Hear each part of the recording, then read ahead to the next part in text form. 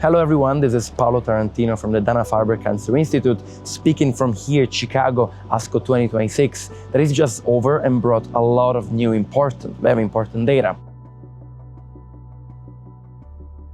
So across subtypes, we did see improvements and updates. We saw TROP2 ADCs improving outcomes in the first line for metastatic triple-negative disease, with updates showing that not only progression-free survival, but also PFS2 was improved with sacituzumab govitecan in ASCENT 03 and 04, and with datopotamab deruxtecan in TROPION-Breast02.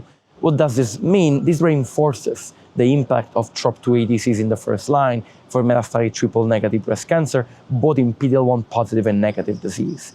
We also saw advances for hormone receptor-positive metastatic breast cancer.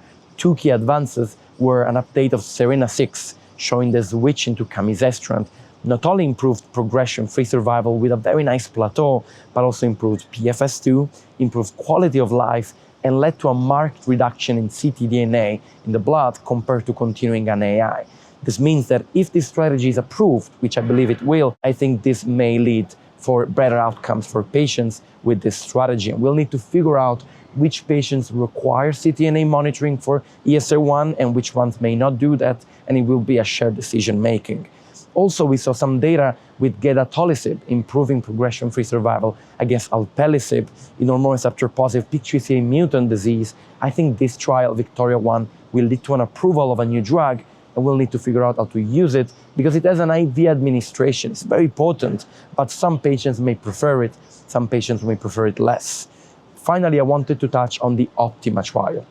This was a trial for early-stage breast cancer testing in a randomized fashion a new signature. We use a lot signatures like Oncotype DX, use a lot also MammaPrint, but Prosigna PAM50 looks at tumors in a different way. And this trial, OPTIMA, included premenopausal patients treated consistently with ovarian function suppression and patients with high-risk disease, with node positive up to N2 disease, up to 9 positive nodes, showing that in patients with a risk of recurrence less than 60, there was no benefit from chemotherapy. So I do think for premenopausal patients with node positive disease or patients with N2 disease, I will request this test because it will help me to understand if patients require chemotherapy or not.